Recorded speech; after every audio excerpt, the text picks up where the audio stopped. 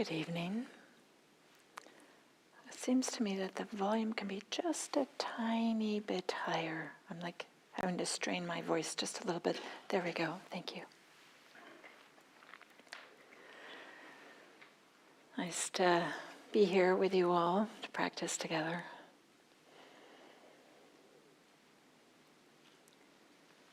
So, I feel like I just want to keep on sitting. So some of you know that when you go on retreat, especially on the long retreats that are like a month or longer, but also in the shorter retreats, that it's not uncommon for there to be like a bowl or something that the participants can write down a question and put in the bowl, and then the teachers kind of go through and organize the questions, and we'll answer some of them. Some of them they don't answer because they feel like, oh, that's not quite related to what we're talking about here. But they'll answer them just in the hall in general, so everybody can hear the question and hear the answer. What's kind of interesting is that sometimes participants are writing questions, these really, complicated philosophical questions. Okay, maybe this is what they're thinking about. Maybe this is what their retreat is about. But as teachers, we tend to not want to answer them. Well, some teachers do, they want to. Because the point is to practice, not to think our way to some greater I wanted to say greater understanding, but it's not that when we're on retreat, the emphasis is not on education. It's more on just being with our direct experience, with what's actually happening. Whether our mind is like all over the place, or whether we're starting to feel settled, or whether we're just going to really dislike that person that sits next to us because they're doing whatever it is that they're doing. Whatever our experience is, the practice is to be with it. And in the same way, sometimes many of you know that Gil and I, we teach a sutta study class, and sometimes people are saying, oh wait, so if this is true, then wouldn't it feel like that? And I don't want it to feel like that. For example, some of these insights like to impermanence, the suttas are filled with this. And then like a really deep insight, not just a thought, but like a experiential knowing that things change. I mean, we all know this on an intellectual level, but there's a way in which we can know it in a deeper experiential way. And then some people might say, well, if this is true that everything is inconstant, impermanent, then wouldn't it seem like things are chaotic or uncomfortable or something like this? Or same with if there's no self, then how does that work? Wouldn't that seem scary, and I don't want to not have a self. So these two different ideas are that one of these two examples that I'm giving are pointing to how sometimes we might think that practice is just about gaining the right knowledge, understanding things correctly, where in fact, really it's being pointed to our experience, to what's actually happening. But sometimes it's not so clear, the difference. Certainly before I started meditation practice, if you had said to me, well, it's not what you're thinking about, but it's what you're experiencing, I would have thought, yeah, okay, whatever. But it's not until you have a meditation practice, I think, that you start to really understand the difference between direct experience and thinking about something. And in fact, I would say such a big part of practice is making this distinction. Even though it may not be apparent or obvious, I would say this can be transformative if we can consistently, reliably make this difference. Is what are my ideas about something versus what does it feel like? Is it a pressure? Is it a stabbing? Is it a tightness? Is it an openness? Is it tingly? Is it seem like it's flowing, or does it feel like it's stuck? That's like, I'm using really different language to describe kind of experience, right, than some intellectual understanding. And so maybe I'll also add here that often when we are upset or troubled, we're not necessarily upset or troubled about the experience, about it being tingly and spacious or constricted, and maybe there's a stabbing sensation. It's tolerable, uncomfortable, but tolerable. Really, when we're uncomfortable, it's our thoughts that are about the experience. Oh, because I'm having that stabbing experience in my knee, it means that I won't be able to sit on the floor anymore in a cross-legged position. I'll have to sit in the chair, and that's kind of a bummer. People will wonder what happened to me. I used to sit on the floor, and I have to sit in the chair, and I'll have to explain, and I don't know, right? We make all these stories. So often the idea about something, kind of like it's like a label that we kind of like slap onto our experience, and then the label doesn't change. It's just a label. It's a word, pain. Our experience might be all over the place, changing and being moving and morphing and going away and coming back, but we're having a relationship with the label, not with what's actually happening. And this is where a lot of our difficulties in our life stem from. Of course we do this.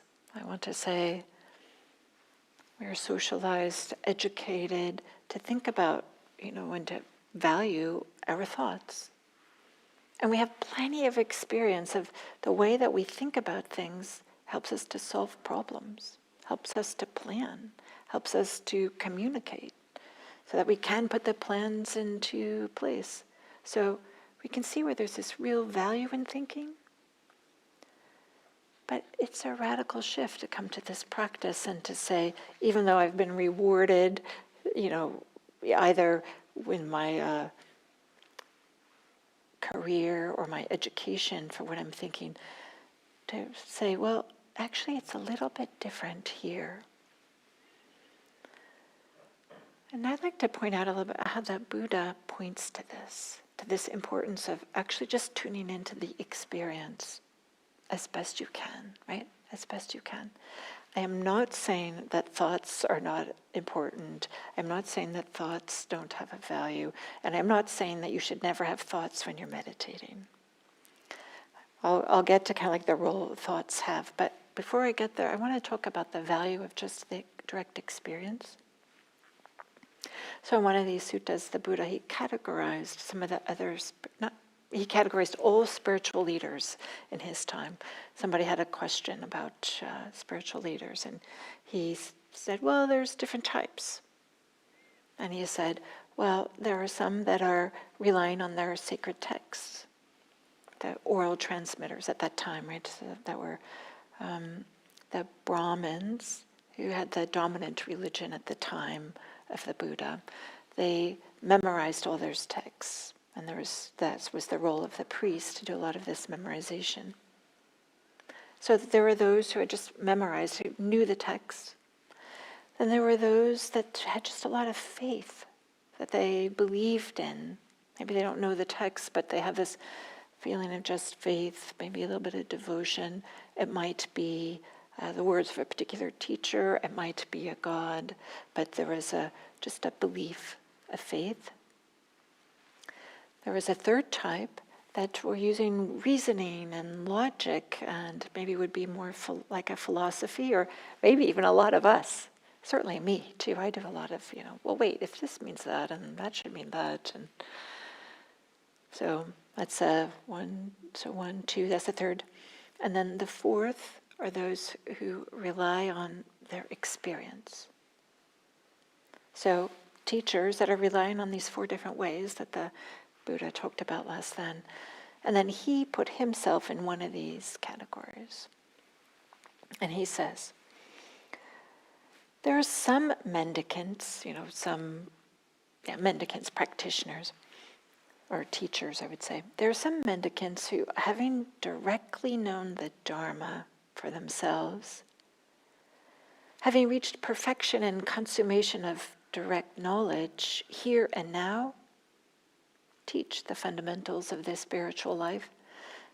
I am one of those mendicants. So he's highlighting that his teachings come from his experience. And not only does he highlight like the importance maybe of having direct experience because that's how he had it, but he goes on others to criticize other people who seem to have like this blind faith. In another sutta, there's a group of a whole bunch of Brahmins come to meet the Buddha. It's this long sutta that kind of like says, well, why they even came to meet him. But they come to meet him and they're having a discussion. And there's this young Brahmin who keeps on interrupting the conversation. And the Buddha says, you're interrupting me, but you're also interrupting your senior elders in your community. So you're being rude. And the senior elders say, don't say that to him. He's actually quite smart and competent, even though he's very young. So then the Buddha turns to him and says something along the lines, well, do you have a question? And this young Brahmin says, well, we know the truth because we believe in our scriptures and that have been passed down for generations, and they are true, and everything else is not true. And the Buddha asked him, well, has anybody actually seen what these are in these scriptures? Does anybody actually directly know what are in these scriptures? And this young Brahmin says, no. And the Buddha says, okay, that's fine.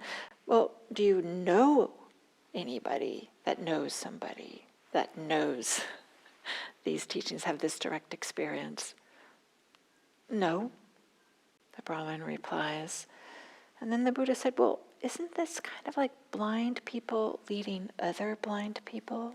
People who haven't seen for themselves, telling other people what its practice is about, what the spiritual life is about? Kind of some harsh words.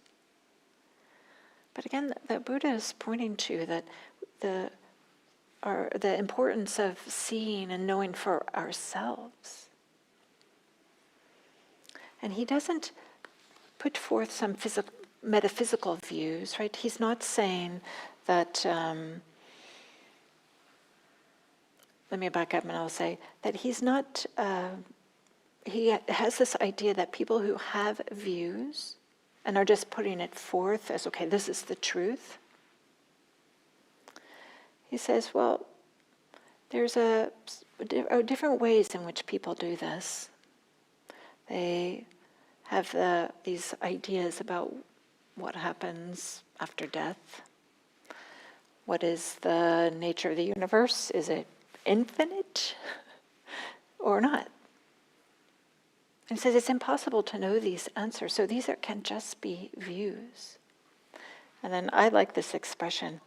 He says that these views are for those who do not know and see. So if you don't have direct experience in other things, then you tend to be more in your head and be thinking about these things that really don't have answers. And he's highlighting that this does not bring you to greater freedom. This doesn't bring you to greater ease, trying to figure out the answer to some of these things. So he says these speculative views are a thicket of views, a wilderness of views, a contortion of views, a vacillation of views, a fetter of views. I don't know exactly what all these words mean, like a contortion of views, but it sounds like, wow, this is complicated, right? And it's not that somehow spacious and easeful. And he continues by saying, well, these views are beset by suffering, vexation, despair, and by fever, right? If you're trying to find the answers for some of these things that don't have answers, it's troubling to want something that can't have, but also to feel like your happiness depends on this or your future happiness depends on this. And the Buddha goes on and he says, so having these views does not lead to disenchantment, dispassion, cessation, peace, direct knowledge, and awakening. So it's not the way towards awakening. So what is? What is part of the way? I appreciate very much that it occurs to me as I'm talking here, I'm giving like all these ideas, and I'm talking, and I'm saying, well, don't be concerned about ideas, but here's a lot of them. So there's a little irony here in kind of what I'm saying here. But I'm trying to like pull from the suttas some like quotes of what the Buddha is saying to support this idea of it's really about our direct experience as opposed to our thoughts, our views, our beliefs. And making that distinction is such an integral part of practice. So here's something else that the Buddha says. He describes the Dharma, that is, the teachings, or we might even understand the Dharma as the way things are. He's saying that the Dharma is directly visible, immediate, inviting one to come and see, applicable, and to be personally experienced. The Dharma is directly visible. So something that you can come in contact with, you can see. It's not some complicated philosophical idea. And I would even say you don't have to go on super long retreats and meditate forever. Directly visible and immediate, not something that you have to like figure out later. And the Dharma can just be knowing what the experience is right now, as opposed to our ideas about it. So being able to like tease apart their experience from our reaction to it. It's also saying that the Dharma is inviting one to come and see. Ehipassiko. He's not inviting one to go and see, go another time, another place, you'll figure it out. It's actually pointing to, no, whatever the experience is right now, whatever it is, pleasant, unpleasant, neutral, we can get in contact with it and see the Dharma, the way things are. And we can start to see like, oh, these things are changing. Of course they are. Our experiences are really changing. And the quieter the mind gets, the more that we can see the change. Or we can see, oh yeah, actually this experience is not a source of lasting happiness. Might be a little bit of pleasurable, but not a source of lasting happiness. So seeing the Dharma, just in our experience, whatever the experience is. And then the last thing here is saying it's to be personally experienced by the wise. So not to philosophize about, but to experience. And I appreciate that he's saying by the wise. So here wisdom is getting defined by somebody who's having direct experience, who's tuning into what's ever happening right now.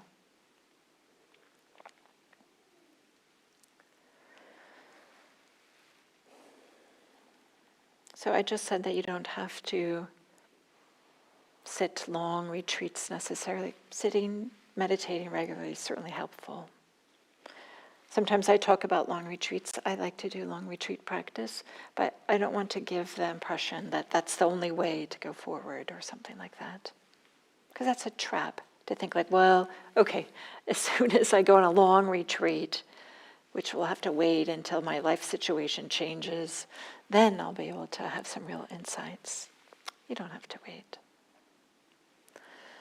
But the Buddha, he's saying, he's inviting us to come and see Ehipassiko, come and see, but he's also saying, well, it's not the easiest to see. If it were, then everybody would see the Dharma and become enlightened, and we'd all live happily ever after, or something like that.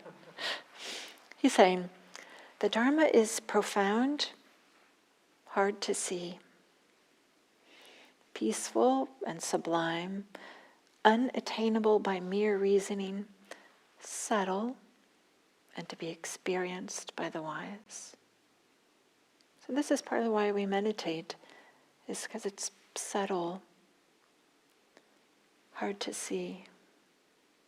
Because we're so often thinking that what we want is like out there, it's like outside of our experience, either with our thinking or just getting focused on the next moment, what's going to happen next, or lost in fantasy or memory or something like this.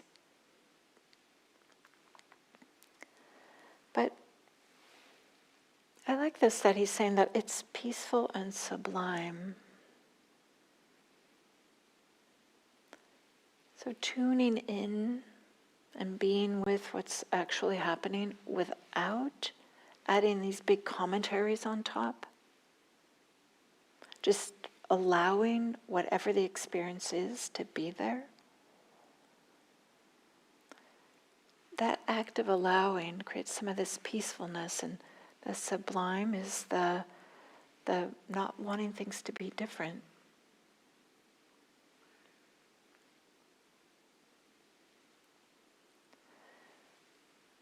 So part of the reason why the Buddha is pointing to direct experience is because awakening, liberation, enlightenment, greater peace, greater freedom is associated with direct experience rather than just thoughts or views or beliefs or ideas. And one of the ways is having insight. I want to make a distinction between insights and thoughts and beliefs and views. So insights might be something that happens with our mental capacity. But for me, the one way that I understand the insights differently is that we all know that people die. We all know that pets die. You ask anybody, they will know this. But it's not until somebody you love dies that you really understand it, right? There's like a different understanding that comes from the experience. That's what's kind of pointing towards insight, is this different type of knowing that goes beyond just maybe intellectual understanding. It's like knowing in your bones or in your blood or something like this. And then I'll add one other thing about insight. In the context in which we talk about it here, an insight is this knowing, this experiential knowing, that also reduces suffering. So there's this recognition of something that with that recognition, that really deep knowing, there's a letting go of something, and there's some greater ease and peace. It might not even be immediately clear what is let go of at that time, but this is part of what insight is. And the Buddha, he described before he was awakened how this had an impact on him. And he's said that he attained liberation by understanding, kind of like having insight, into the rising and passing away of experiences, seeing how experiences are coming and going and rising and passing away. But not only that, there's this little expression, seeing their gratification, their danger, the escape. So gratification is sometimes our experience is that our desires are fulfilled. And we feel like, phew, okay, I'm not desiring anymore. I don't have that sense of lack. I feel certain ease here. It's true. We have pleasant experiences and our desires get fulfilled. Of course they do. So to recognize that, that's kind of like the gratification. To recognize, of course they do. They create the conditions for pleasure and joy, love, all kinds of beautiful things. And it's a little bit of the danger is that sooner or later this gratification is going to end. What is pleasant may just become neutral. Eating your favorite ice cream at the beginning is great, and then it just becomes, you're a little bit the habit, like, okay, I better finish what's in the bowl. It's not so great anymore. And then if you had to eat it even more, it starts to become uncomfortable, right? Unpleasant. So this danger is sooner or later, this gratification part, the pleasure part starts to end. And then to the extent that we were attached to that pleasure, like, oh, okay, I finally got my desires fulfilled. Now I can be happy. I'll be happy as long as this stays. The tighter we're holding on, the more difficulties we're going to have when those things change, when they go away, of course. Sometimes we hold on and our sense of self gets involved about it, or I'm the one who has this, and nobody else has it, and I have this, or something like this. But things change. They rise and they pass away. So then the escape from them is to step out of this attachment and craving. To allow the experiences to come and go and not to be adding like these thoughts or ideas or views or beliefs that would get put on top of them, or labels that we're putting on top, and we're no longer with our experience but being with the label. Can we just step out of this habit of trying to get attached or holding on in some kind of way? Sometimes it's subtle, really subtle. There's two ways we can do this. One is sometimes with a meditation practice, as the mind quiets, then some of the letting go just naturally happens. If you get into some of these absorptive states, there's a lot of letting go, and it's not a lot of agitation from the experiences. The other way is awakening.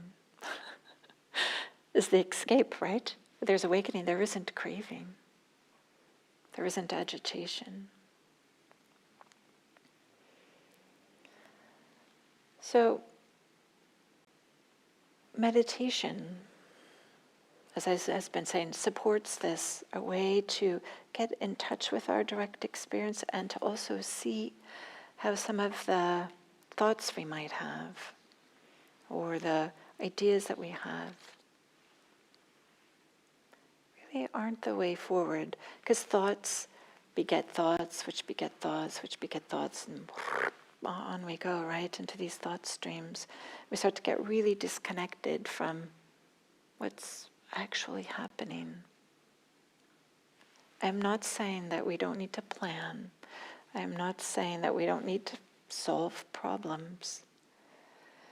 I am saying that there's a way in which sometimes we're adding on to our direct experience, we're holding on this whole narrative. It means this about me, or it means this about something else, or the universe, or something like this. That's extra. We don't need it. It gets in the way.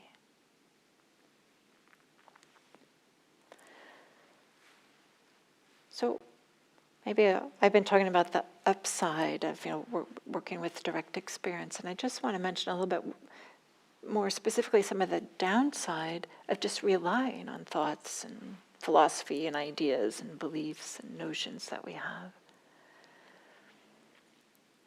So, first of all, again, I want to kind of acknowledge thoughts are important. I'm not saying we shouldn't have thoughts. In fact, I would say they're very powerful and can be beautiful, right? Humans have written love poems, have cured diseases. We've eliminated pain in a lot of situations that otherwise would have been pain. Right? Tylenol exists now, right? That is the work of somebody's thoughts and planning. We've explored outer space, ocean depths. I mean, all kinds of great stuff that has come from thoughts and planning. But many of the views, opinions, beliefs, stories, thoughts that we have are the basis of our suffering. I should be mindful all the time. Having a thought like that can be a basis of suffering because chances are you're not mindful 100% of the time. Or my practice won't really take off until I'm able to sit still for an hour. And I can't sit still for an hour, so I don't know, maybe there's no hope for me or something like this. Oh, so many thoughts that we have. They just aren't helpful. In fact, I would say that they're part of our suffering. But I would also say that holding views, having these ideas about what practice is or about this idea that we have to figure things out, part of the downside of them is that it can lead to some complacency in our meditation practice. If we're thinking that it's just about solving problems or ruminating or figuring things out, then we will spend our time on the cushion figuring things out. But if we have this idea, no, actually direct experience is important, then we'll tune into what is the experience of breathing? What is the experience of sitting in this posture? What is the experience of hearing those sounds? And maybe I'll just say this one last thing too. Also this, if we have this idea that we just only want to have views, we're like really holding on to some of our ideas, this might be an indicator of something bigger that's happening in our life. That is a certain amount of arrogance. I could maybe use that word that we think like, okay, I already know what I need to know, or I don't need to really tune into what's happening. I'm smart enough, I can figure it out. Or maybe it's a certain amount of closed-mindedness, like I don't really want to learn anything new. I just want to be quiet and I hope that I feel some relaxation. I don't want to open up any new experiences or new ideas, or maybe clinging to views is a part of wishful thinking too. We might have this idea, sometimes it's like if we think something enough, then it will be so. If we convince ourselves, it'll be so. Of course, that doesn't work so well. So this idea of thoughts, thinking, views, beliefs, versus just tuning into, experiencing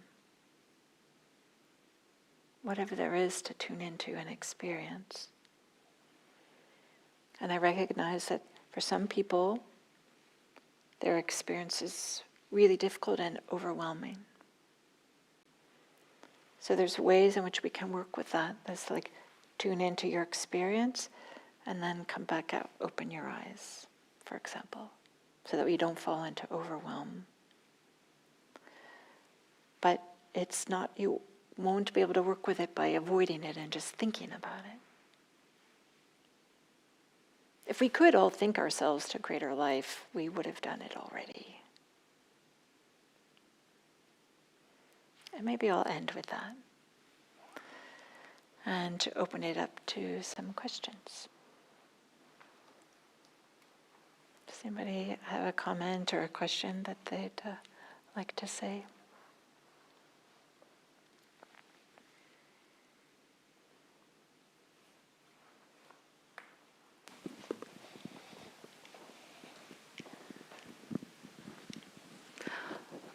When you talk about like insight, could you elaborate a little bit on the difference between insight versus like wisdom, or if they're the same, or just if there's any difference between them?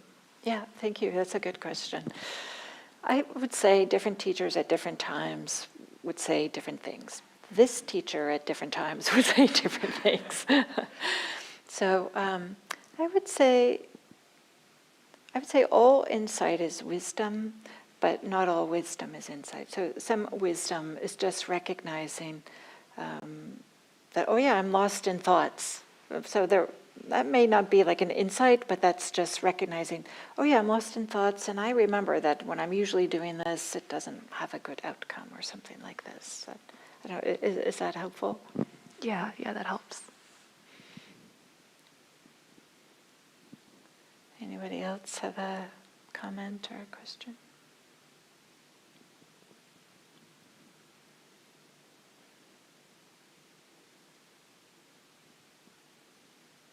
I was also thinking that part of why I mentioned earlier the kind of the irony, I'm giving all these ideas to say, oh, it's not all about ideas. And I was thinking that also, for me, in my life, I so much thought I could think my way through. In my early 20s, well, I have a question here. I just was having a hard time. And I just would go to the library and like, okay, there's got to be a book here that has the answer. And I have a lot of books. But turns out not to be the answers that I thought they would be. Yeah. I really am excited about this idea of teachers being, or wise people being a result of direct experience. So, and I know you're saying it's not necessarily experience out there, but aren't we then just cultivating experience? And how does that relate to being still? I don't know. It's a hard question to ask, but just that makes me want to just go and experience everything. And I think that's a little bit too wild and crazy. So why do you think it's wild and crazy? Because there. I think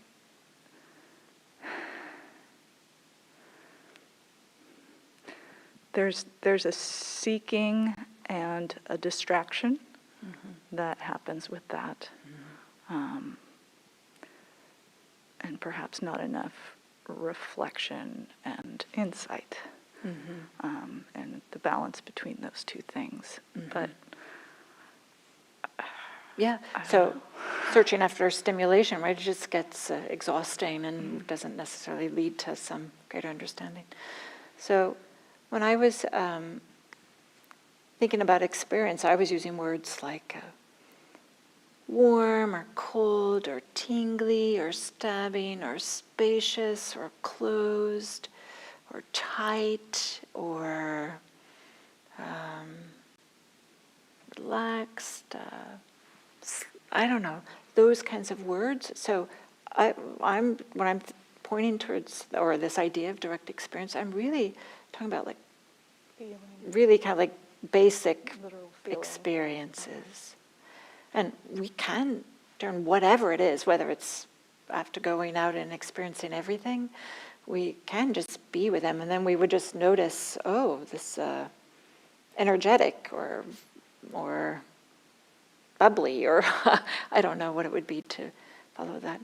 So I wouldn't say it has to be only certain types of experiences, but if we're really with our experience, we will notice the downside of certain experiences. Like, oh, this always comes with some tightness and tiredness when I am in having these certain types of experiences or something like that. Is this helpful? Yeah, I think really it sounds like getting really in tune with kind of that somatic experience of something. Yeah. Yes, thank you. Not the thrill Right. feeling. Right, thank you. That's right, because we do use this word experiences, like travel brochures are filled with this word or something like that. Or, be experienced, like Jimi Hendrix, like, what does that mean?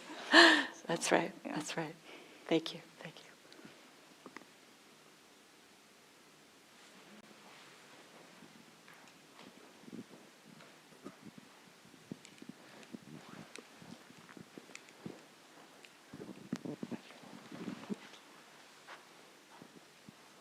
Diane, I think I see a parallel between what you said tonight about distinguishing between reasoning things out and understanding the benefits of direct experience, and something that both you and Gil taught recently, namely that when you look at the Four Noble Truths, you see the parallel? When you look at the Four Noble Truths, instead of thinking about the second noble truth as suffering is caused by craving, instead, just experience. Just at a fine-grained level, be aware of, notice craving, and notice suffering. And when you have a lot of awareness of your moment-by-moment experience and how things change, the insight really sinks in better. Something like that. So maybe you want to say it, repeat, restate it a little bit better. No, I think you said it very nicely.